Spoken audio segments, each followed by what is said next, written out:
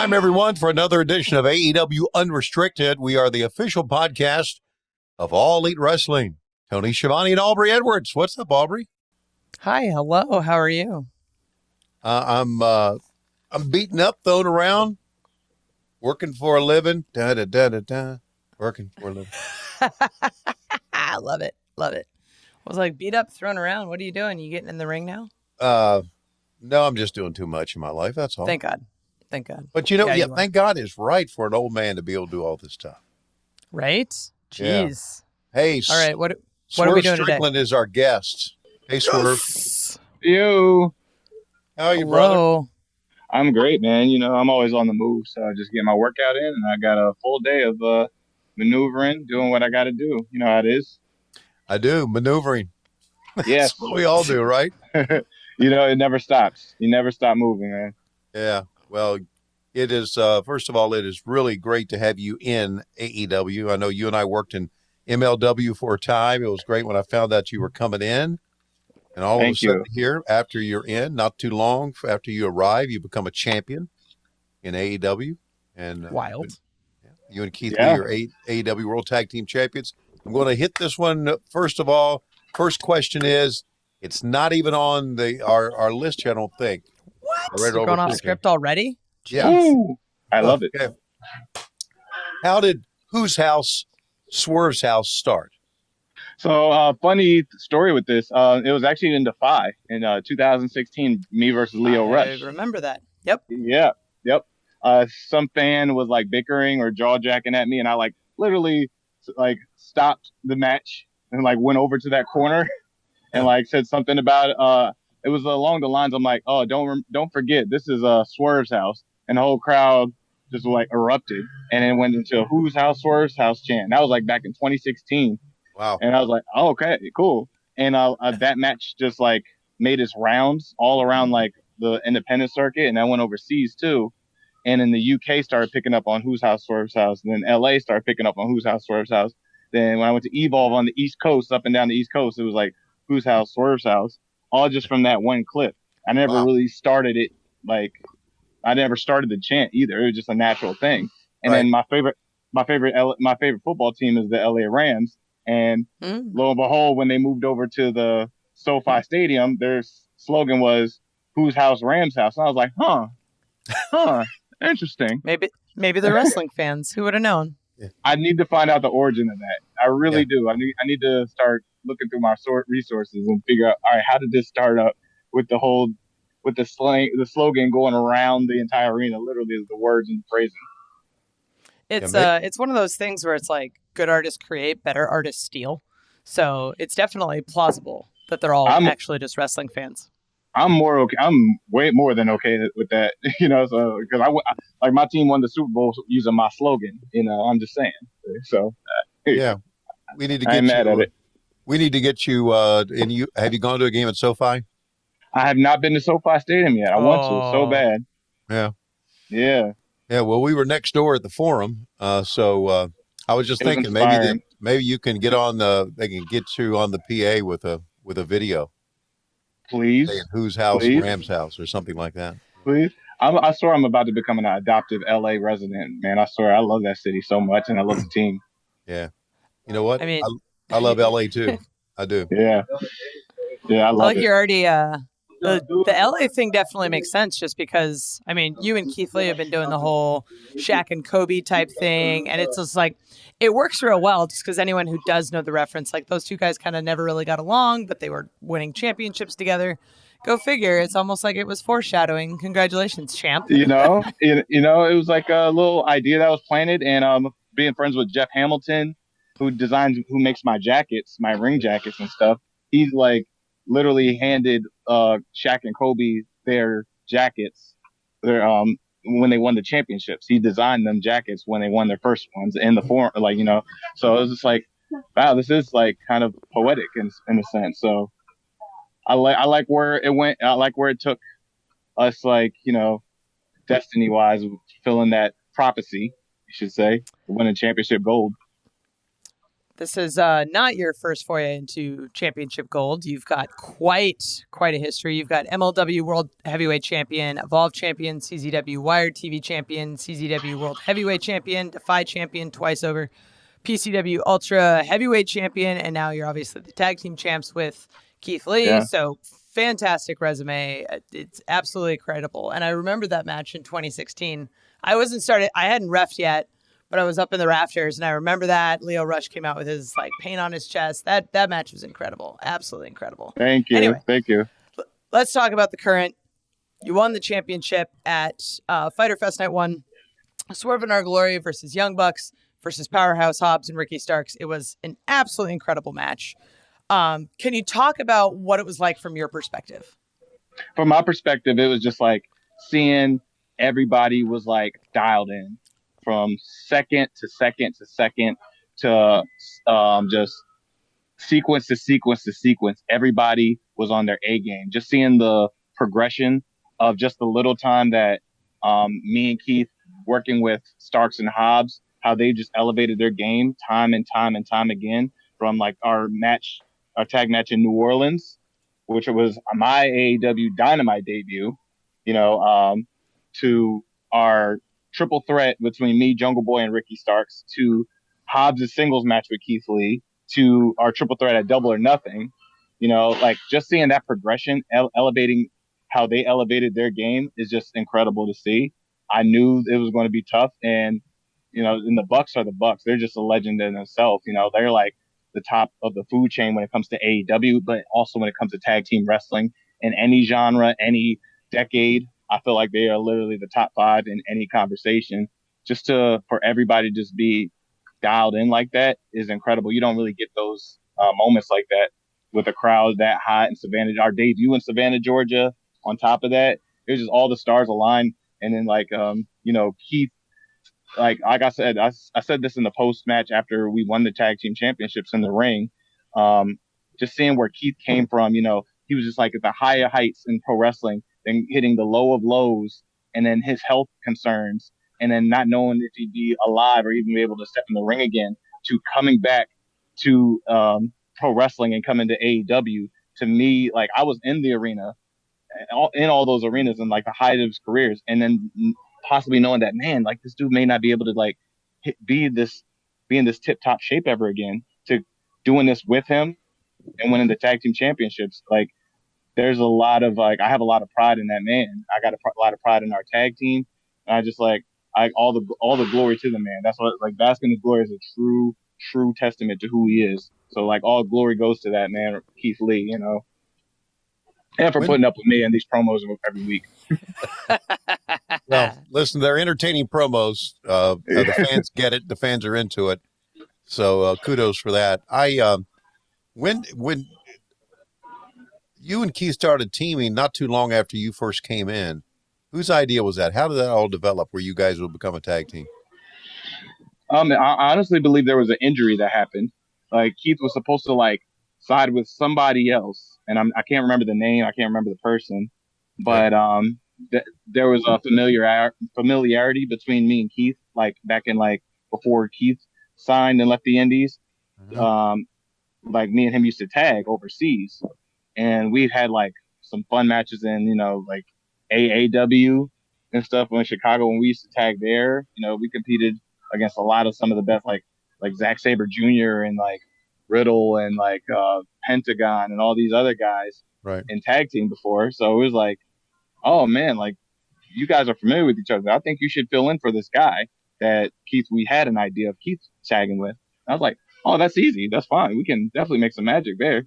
And sure enough, like we just gelled right away. It was like we missed no time in the 5 years since we've tagged before. It was just instant chemistry, and then we just picked up new things along the way. And honestly, we cut promos before, but we never did it like on a weekly basis like that. And we just started like, my goal is to make Keith laugh in some sense every week at TV. Before we go through the curtain, before we start the camera rolling, before anything, I'm like, I got to make this guy laugh. And in that, you see that energy just continue into whatever we're going to do on camera. Absolutely love it. just kind of going back a little bit because, we touched on the Shaq Kobe thing and you and Keith having such great chemistry. But then there's this moment where you eliminate Keith from the Battle Royal to get a chance at the interim heavyweight championship. How did you and Keith manage to sort of put that behind you and move on? It was honestly just like it was just understanding. Hey, how's it going? Got a friend of mine just walked into the gym, so excuse me, a little run in. Yeah. Honestly, it was just like the understanding that we're still both single stars. We're still both individuals that want to win individual gold.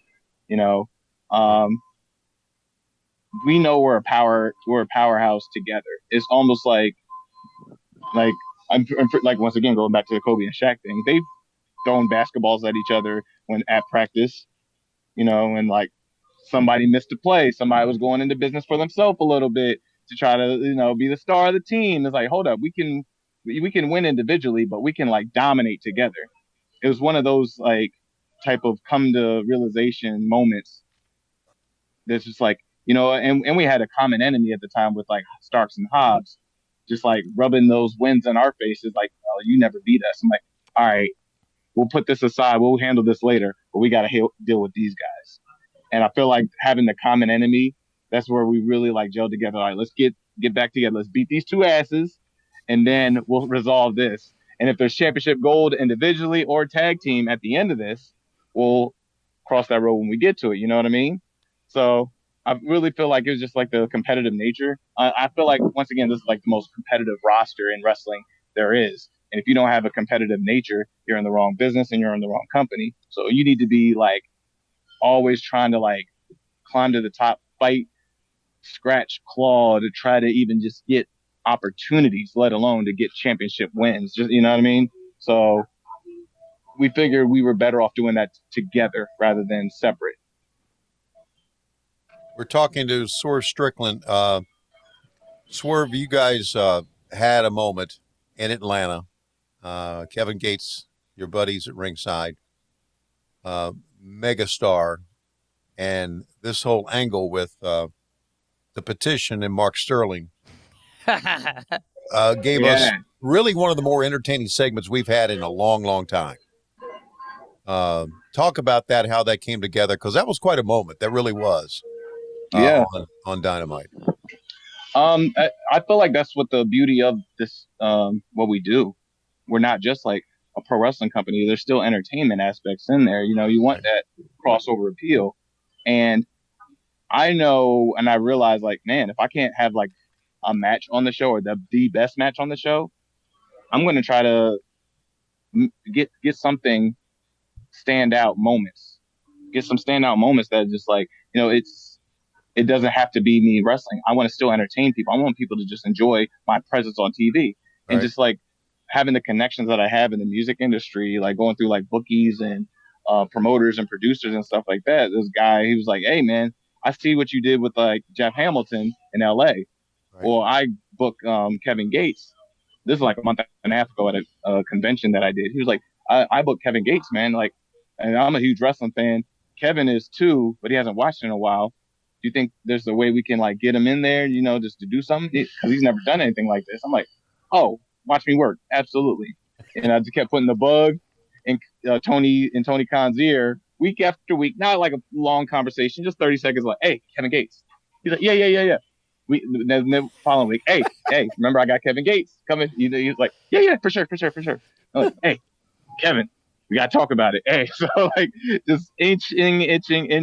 And sure enough, all the stars aligned because Kevin could get like his schedule's so busy. He can just get like instant text, email, phone call. Boom. He has to be in LA that night, So the fact that he took the time out of his busy schedule, to come in and play around with us in AEW, like have us go viral on all these different social platforms, like hip hop's the #1 genre in the world, as far as music and stuff. And it's like a cultural thing, just having AEW's like clips get in those like those shade room forums. I have a 27 million followers. We're getting like 3 million likes and views on these things, like on Double XL, on Complex, on No Jumper, on Shade Room. that's a pretty big deal. Even TMZ picked up on it. So just to like have that crossover appeal and me just to contribute like 5 minutes of TV time for it to work like that, I'm really proud of that. You know, I'm happy with that. And like, once again, Keith Lee's involved, and Mark Sterling, Tony Nese. And it wasn't like Kevin Gates punches wrestler. It was like Kevin Gates punches Tony Nese. I'm like, hey, Tony, hey, people know your name. Some people in that forum know you now, bro. So Right. it was like, it was a fun, entertaining thing. And that's what I like to do. I like to entertain, but I also like to whoop ass and like win championships in the ring. But like, it's also a television product, man. Let's make good television. Yeah, it was, and I've seen a lot of cake spots in wrestling. Maybe the best cake spot I've ever seen. I mean, Man, the cake he had a stuck cakeable perfectly. face. Yeah, He had just a cakeable face. His positioning was great.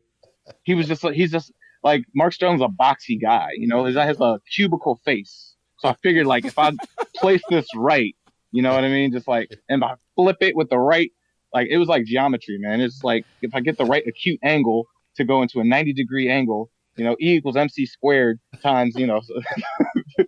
I don't know if that's meant. Yeah, I don't know.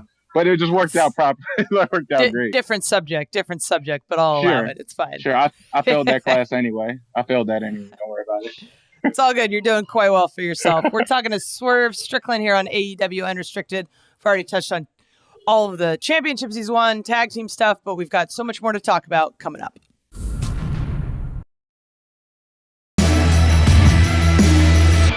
This is AEW Unrestricted. Tony and Aubrey here with the amazing Swerve Strickland, current AEW tag team champion with Keith Lee. Super exciting conversation talking about hip hop, talking about cakeable faces.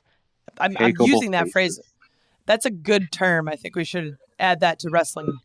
I don't even know if that's an insult anymore. I don't know if that's an insult. You have a cakeable face. Like, thank you, and keep going on with your day. Yeah, it's like, okay, well, let me figure out how to throw a cake spot into the storyline if I have such a cakeable face. Yeah, the cakeable face. Cakeable face. Oh, man, so great. All right, let's talk about how you sort of got into wrestling. Started wrestling training at 18. You were in the military while you started training? I had that first, like, 6 months of wrestling training was, like, probably the hardest point of my life. And I figured that's what really geared me for the long journey, what pro wrestling can be. Because around 17, 18, I just got out of my military training. I did 6 months in Fort Jackson, South Carolina. Oh, I did two months in Fort Jackson. Then I went directly from that to Fort Gordon, Georgia, and I did another 6 months there. So I did like 8 months total military training. I was a signal support communication specialist. 25 uniform is the job title. And that was like 2 weeks after I graduated high school. I went right to the military. So I worked so I didn't get no break. It was just like full on go by the age of 17.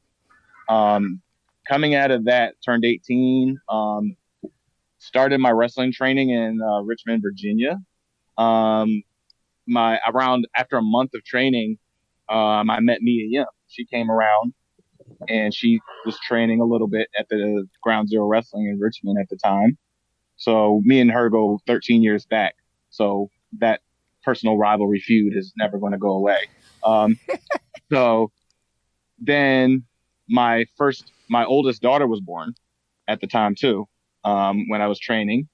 And then I kept getting hounded from like the mother of my kid and my father who saw wrestling. He thought it was cool that I had a after school activity because I was doing school at the time too for ITT Tech. But he's like, I think you should get a trade too. So, you know, I started a job working in the cemetery. So all at the age of 18, I was like driving back and forth between Virginia and Pennsylvania for my military and to see my daughter who lived in Pennsylvania at the time. And then coming back, doing a job and then going to wrestling training and doing school all at 18. And I knew I couldn't do all of it or like something had to give. So I just sacrificed school at the time and just put a lot more into like just finding the way to just make money and work these little odd jobs here and there. And then after that, I went back up to Pennsylvania, got closer to my daughter, found another job, and my second daughter was born like a year and a half later. So now I had 2 kids to take care of and look after while doing this wrestling journey that I was earning like $50 to $75 maybe, and I wasn't doing like every weekend either. You know, I look at like Nick Wayne, who's 17. I'm like, man, you're getting flights at 16 years old? What? I know, dude. That kid's wild. Homie, what? 16, you're getting flights and working every weekend, sometimes 2 to 3 times. I wasn't getting those opportunities, and I still had to take trains and like hitch rides, maybe borrow a car every once in a while, but those were like few and far between every once in a while to get bookings. And if they were every weekend, it wasn't a lot of money. So like the struggle was hard, but then I just stayed consistent with it. And then like a lot of like, I was getting hounded. I have a lot of women in my family. It's like 2 daughters, 2 mothers of my kids, like sisters, moms and stuff like that. Moms, aunts, cousins, all that. So a lot of times as the only man, they look at you for providing and stuff like that. So I like more and more, I was like going into wrestling. It was, kept getting hounded about responsibility and where my priorities lied and stuff. And they say these things, especially the people, the closest loved ones to you, they say these things to help motivate you and just to make sure that you're on track doing the right things. But sometimes it can be discouraging, and they don't mean to be a discouragement to you. They just trying to say what's best for you, what they observe. But it's hard to put them in your perspective to see what your vision is, because it's your vision for you. They don't see the results at the end of it. They just see like the grind. Most people want to see the results first, and it doesn't work like that. I seen all these things, like all this whole vision of what I wanted to be, what I knew I could do, because I had it so hard at the beginning. So I know like, nothing's going to be harder than this. So I'm going to keep pushing forward because I already had the difficulty first. So it was just only going to just progress me forward even more for me to want it that much more at the end, because I was working hard to try to get all these things that I set for myself early on. So it just kept trying to prove people wrong. And I still have that in me now. I love proving people wrong. I love people saying like, oh, we don't see it in you yet. That's cool. I love that, because at the end, I'm going to make you feel like, dang, I should have believed in them in the first place, because I've been doing that for 13 years now. You should have believed in me in the first place. And if you don't, I'm going to make you look, stupid in the end. So I have a lot of that pent up stuff still, and that keeps me grinding, even from when it's pro wrestling to music to acting or to whatever else I do, podcasting. I always want to keep driving forward because I see my results first. You have a tremendous positive perspective on life. Obviously, a tremendous work ethic. There's no doubt. I hear you talk about women in your life, and you're very positive. On my end, I call it, with my daughter, my wife, just telling me what to do. Yeah. Yep. There's times I have to sacrifice that too. I'm like, you know what? I'm gonna lose this battle. That's okay. Right. Right. No problem. You debuted in Combat Zone Wrestling in 2012. Wrestled a match in Germany for Combat. What was it like to wrestle in Germany? Man, that was a crazy experience. It was awesome though. Like, I went with like a crazy core group of guys. That was like when I was there with like Swan and like Biff Busick and like Drew Gulak. A lot of these like top tier talents at the time. They were top tier talents before they became the household names that you hear about now. Yeah. Like they were top tier then. That was honestly when I met Malachi Black for the first time. We became friends instantly when I went over there. All right. And he showed us around in Germany. That was also when I met and got in the ring with Will Ospreay for the first time when he was 19 years old. Wow. Mm-hmm. And funny story, Will be a testament to this. He said he never seen a Spanish fly before he got in the ring with me. And then, so he just started doing the Spanish fly after I did it in the ring with him. And I was like, and he did it better than me. So I was like, you got it. It's all yours. So ever since then, he started doing the Spanish fly. He was someone I just knew was just going to be like, oh, this guy's going to take the wrestling world by storm. Once he really gets traveling and gets on these planes and starts getting to Japan and this youth in the United States, like he's going to turn the wrestling world upside down. And sure enough, that's what he did. I met Mandrews for the first time. Got in the ring with Pete Dunne for the first time.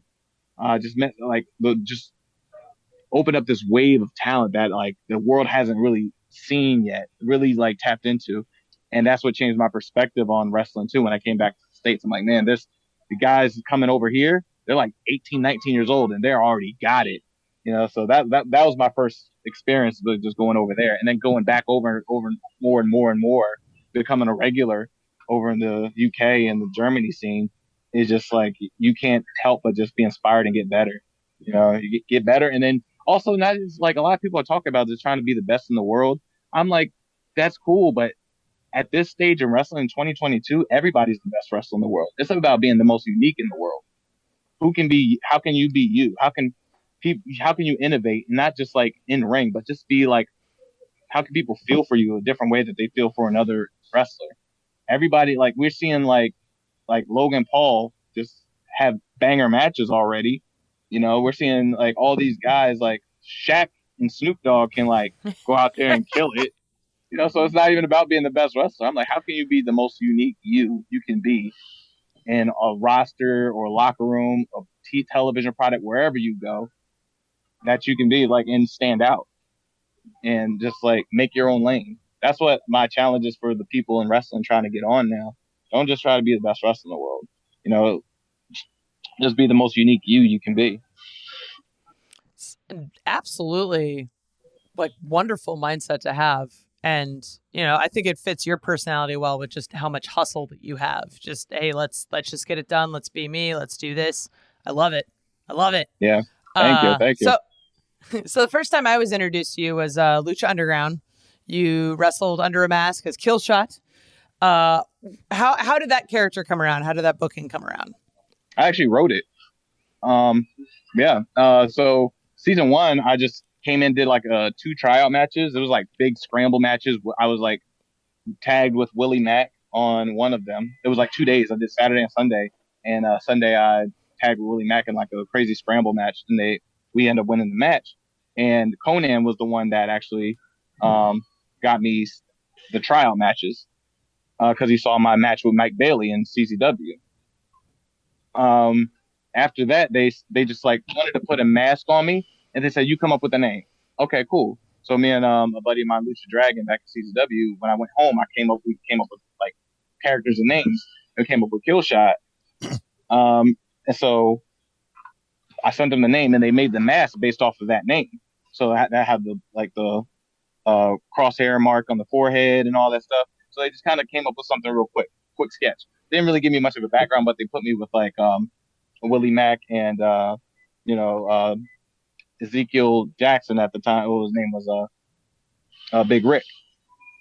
So the tag team didn't last very long. I think like that was like the first time like you didn't see it on TV, but we bombed the first match. It wasn't really good.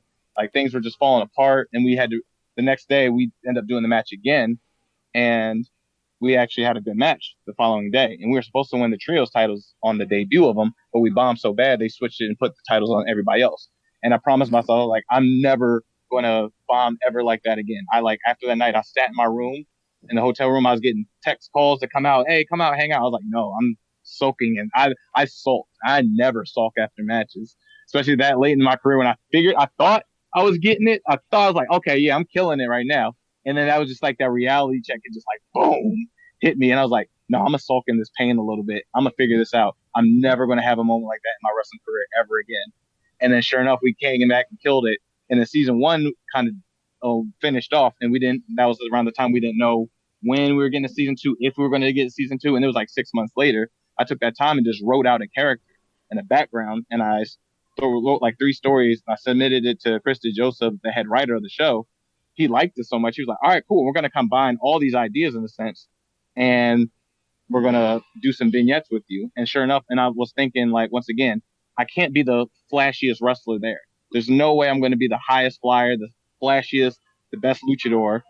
Once again, my point of being like, you're not going to be the best wrestler in the world. Stop trying to chase that. Just be the most unique you. So I'm like, I'm not going to fly higher than Ricochet. I'm not going to jump any higher than Angelico off the top of the Dario Cueto's office. I'm not going to be a better springboard guy than Ray Phoenix or Aerostar. I'm not going to be smoother than Jack Evans. Like, there's no way I'm going to have the bigger personality of Johnny Mundo or John Morrison. It's just not possible. And to even run that race, would just be stupid and asinine for me. So I came up with, you know what? Everybody's an Aztecian luchador. Let me go this way and actually be an actual person with like strengths and weaknesses. I can actually die. I can actually be hurt. I have these weaknesses and stuff too. So I came up with the military aspect and used my military background to put it in there, and that's how Killshot was born. And they made a vignette that's like me sniping and doing all these infantry, shooting people and all this other stuff.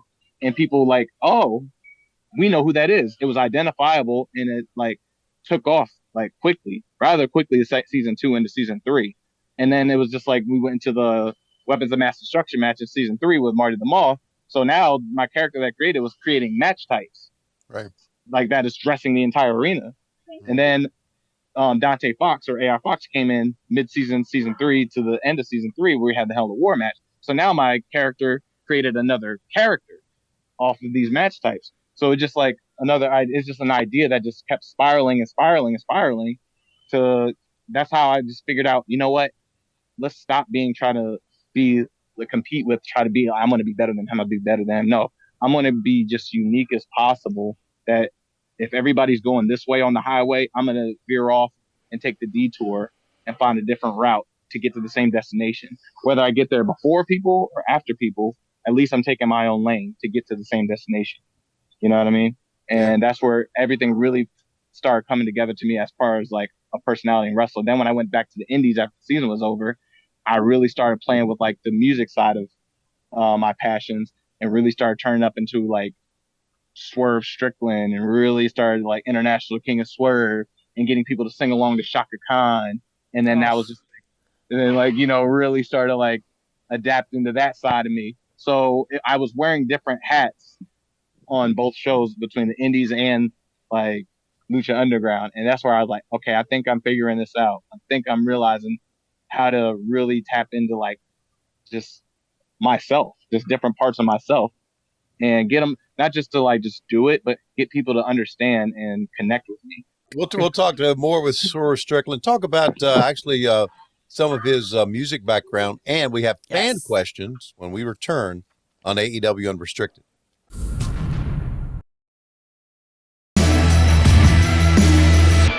AEW Unrestricted, we're talking with Swerve Strickland. Before we get to fan questions, the name Swerve actually inspired by a Kanye West song lyric. Is that right? Correct. It was Big Sean, actually, in a Kanye West song. Okay. Very cool. And you released your own album this past March called Tears. What inspired you to start rapping and writing, creating music and beats? Honestly, it was like it was my co-host on my podcast, Montezi, who's been doing it for years. He's been like signed to Rough Rider at age 17, working with like DMX and Drag On and like mentored by Busta Rhymes and stuff. Right. And he interviewed me like a couple years ago when I first moved down to Orlando, like 2017. And we just gelled so much with like talking about music and wrestling. And we was like, yo, let's do a podcast. So we hit up High Spots and we started doing some Swerve Talk DVDs, conversations. And we had like Conan come on. We had Leo Rush come through, Moose come in. We had Ricochet on a couple. So Pride and Powerful came on and stuff. And it was just like a bunch of guys talking music and wrestling, which you don't really hear that often in like wrestling interviews. Everybody wants to hear the dirt of pro wrestling when you hear like shoot interviews. Yeah. I'm like, I mean, you can still like talk and like air out your grievances, but like, let's like talk about who you are as a person, not just without the wrestling. That's what we really wanted to get into. And we sold about like 3 or 4 of them, different versions of volumes of them. So we just wanted to just take the next step and do the podcast. So we just did a couple IG lives and Facebook lives and stuff. Nothing crazy. Just like see how we gel with chemistry and timing of doing a podcast. And then we brought in some friends of ours, some connections, and we formed the Swerve City Podcast. He always said, the way you talk about music, man, I think you can actually do it. And I was like, no, there's no way. I can't do this stuff. And he was like, no, I think you can. So we set up a studio session, like a 2-hour session. I drove down to St. Pete, Florida. It was about 2 hours from me. And started working with Shawty T, who's Stylish ENT Entertainment Studios, who he's worked with Kevin Gates when he started his career. He's worked with like Juvenile. He's worked with B.O.B. you name him, he's been in the studio with these guys and formulated records like Rod Wave and stuff, and Kodak. So his ear for knowing like a good sound is really keen. So if I can win this guy over, I know I'm kind of on the right path. And the first session was like, we kind of took what I recorded and scrapped it. Then the next record we wrote was Broke Boys, and I came up with that concept and I started writing. And it really took off. And that's when we had Big Swole come in, sing the hook to it, and it really took off. And I was like, that's where I got the bug. I was like, okay, I can create now. I know how to create. I'm not good at making beats, but I'm good at creating. And 3 albums later, all 3 of our albums that are on all streaming platforms, Swerve City, the first one was From Humble Beginnings. Then the second one, we got into GPS. That's where I started reaching out and getting features for the first time and getting Zombie Juice from Flatbush Zombies to come in, Mickey Fax to come in, who's a double XL freshman, getting John Connor to come in, who used to be signed with Shady Aftermath and worked under Dr. Dre. And like, I really started tapping in. Then our last album that just came out in March, Tears, is like probably our finest work that we've done. We really took all these elements and put them together and putting lyrical, like raps together, working with Bridgerton Kane from the UK, music soul child and R&B legend who created classic hits and stuff, and making these connections in music. And other guys who's like our legend stuff, just being like, hey, yo, this is actually really good. Just hearing that cosign from them and just really putting them their stamp of approval on me, really like, it was something that's like, it fulfilled me and something I never thought I would do. So like, that was one of the things I implore people to like, people are afraid to take these chances and do stuff that they never thought they could do because they're afraid of failing. I failed many times before. I failed early on, and that gave me the courage to really start jumping into things, because what's the worst that could happen? You're going to fail? Well, I did that. I experienced that already. People don't want to fight because they've never been hit in the face before. You get hit in the face, what's the worst that can happen when you fight somebody else now? Like, well, don't fight, but but even I don't implore people to fight, but don't be afraid of those outcomes. People are afraid of what they don't know, but when you experience it, you kind of become like they take that weight off your shoulders. And that's what music was for me. Like music really just opened up the whole thing. I'm like, wow, I really feel like I can do anything now. And being the success of like knowing Kevin Gates and bringing him in to do these things, I'm like, okay, now that I know how far my extension in music can really go, now I'm excited to see how much further it can go. Let me try this. Okay, that worked. Let me try this. Let me tap into all these things. That's where I get excited about these things, to try to do more. And that's where like, I never thought I could do something, to go into like, I feel limitless with this. No pun intended. Keith Lee, tag team champion. What up? Like, let me like really reach out and really expand my wings to see as far as how far I can really fly. I want to try to get into the stratosphere with certain things now. Just because I tried it, failed, let me try it again. Okay, that worked out a little bit better. Now really just keep tapping that same button over and over again until you really, really like take off and just change. Then you get to the point you're changing the game. Mm-hmm. Damn, man. What a positive outlook. Absolutely love it. Now you're seeing success in all these different industries. Super awesome. Yeah. We're going to jump to fan questions. Tony, I'm going to jump down the list a little bit since we're just talking about music, because I'm legitimately interested in this one. Yeah. Christy on Twitter asks, when will you have a rap battle against Max Caster? I don't really battle. I'm more like I like to be in the studio and create. When? I don't know. The opportunity has to present itself properly. I don't just rap to rap. It's like, hey, I see you're athletic. Do a flip. Nah. It's like timing. It has to work out properly, and I gotta like really tap into my battle rap side. Because I never done it, but I have spit bars and stuff like that. I've done ciphers live on TV, but battling is a whole nother art form. That's actually like, it's like capping back and forth with people and being keen, and you have to come up with some really good stuff. And like, remember that show Yo Mama on MTV? You got to go in the person's room and figure out, I can use this against them in a battle. I got to have to go into stuff and use, this against them in a battle. Use this against them in the battle. And really like, and I'm like, and battle rap can go a little far, and I like to be friends with people, so I don't want to do that. This question comes from Papa_Who, at Papa_Who. If you were to enter the trios tournament that we're having here in AEW, besides Keith Lee, who would be the third man you'd choose? A, AR Fox, B, Willie Mack, or C, Matt Cross? It's funny. I won tag team gold with all those guys. Right. Yeah. AR Fox is like the otherworld version of me, you know. Right. So we're so similar but so opposite in so many ways that our chemistry is on point instantly. So I would say AR Fox for that one. That's like a no brainer for me. Even though I love Willie, but we got a heavy guy already. Yeah, no, that's definitely true. I can't be the only light guy. No. Okay. That kind of leads to maybe you bumping a little bit more, and that just might be a bad idea. Yeah, so I'm like, all right, guys, come on. Like, I can't hot tag it all the time, man. I'm like, God, Lee, help me. Got to have longevity there, man. All right, yeah, this man. question comes from Drea. How'd you feel about your time in NXT? Personally, I loved Hit Row and was excited to see you as North American champ, but it seems like the run got cut very short before even your release. Oh, that's just management thing. That was a management decision. Hit Row wasn't even supposed to be like, it wasn't our creation. It was a Triple H decision to put us together. They were supposed to be vamping up like an Evolve type of project that was going to be network exclusive, and Hitmakers was going to be Top Dollar, Ashante, and Brianna. They were supposed to be that group together, but I started catching a lot of steam on television when I got my solo run and like arguing with Triple H every couple months, and he finally like, all right, time to. Honestly, it was Shawn Michaels. Shawn Michaels went to bat for me because he just was like, I had some one-on-one time with him. He was like, he gave Triple H the, hey, this guy over here, yeah, let's do it. It's time. And Triple H finally put some steam under me. And then that's where it really like took off. And he's like, all right, I want to support you with these guys that we were developing together off camera.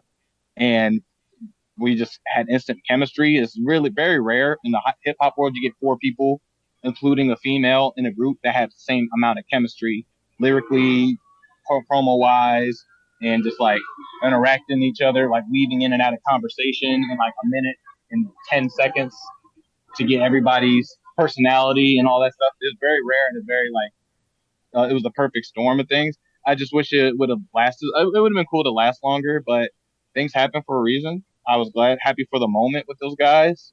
You know, some of them weren't like, they didn't have the tenure in wrestling as long as they weren't doing this very long. So it was a lot happening very quick for them, you know. So I wish they would have had some more experience before getting the opportunity as well. You know, just getting blasted into drafting to SmackDown and stuff like that. That's a lot, you know, very quickly. So, but I was happy with the time I had with them. But like, without that experience and that, once again, a failure catapulted me to where I am now at AEW as tag team champions. You know, I'm not afraid to fail. So that failure just catapulted me forward to doing even more than I am now. We have a question from Bruins Coverage, at Bruins Coverage. Who's been your toughest opponent in the ring in your career to date? Matt Riddle, for sure. Yeah. Yeah. Him or Sami Callihan. Good answers. Yeah. Sami Callihan. Love him. God, he's brutal. Yeah, he's something else. Sami Callihan has hit me with more spit loogies from multiple different directions in the ring than anybody else. Like, he's like a camel, I swear. Yeah, I know. I've done a few of his matches. One final question, and then Aubrey, you can wrap it up. Sure. You're a fellow podcaster. You've got Swerve City Podcast. You've had a lot of great music guests on there. And are you going to do some more episodes? Yeah, absolutely. We just announced that Chris Jericho is our next guest. Okay. We're actually going to be doing that episode at the Jericho compound, actually. Wow. Nice. So that's going to be very unique, very interesting episode. Like, we've done a lot of like great artists or great like wrestlers on the show, and it's like, once again, it's one of the ways of like, okay, how can we make this one unique? This is Jericho, you know? How do we like make a little spin? So we just collabed with them on things, and so I think this is going to be very special. It's going to like I hope everybody taps in and watches that one. Okay. Can't tell you when the date is, but we have a scheduled like of filming it and then just like putting it on our channel stuff. All It's right. coming soon.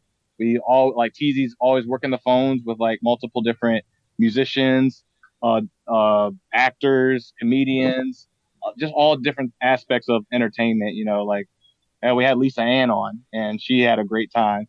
So like that's our goal to just like you never know what kind of guests we're going to get from whatever industry. Just that's why I like that's the one once again those things that get me excited. Like okay, what else can we do? How far can we really reach out and expand our fan base and like make them like keep them on their toes? It's great, man. I just love this. This whole podcast has been amazing. It's super positive. I love your outlook on life. I love your work ethic. I love your hustle.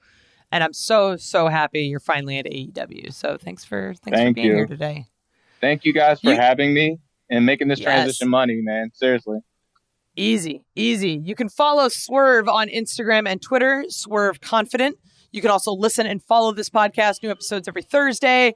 We have the video version available Mondays on YouTube. Check it out. We've got Dynamite on TBS Wednesdays. We've got Rampage on TNT on Fridays. We've got Elevation Mondays.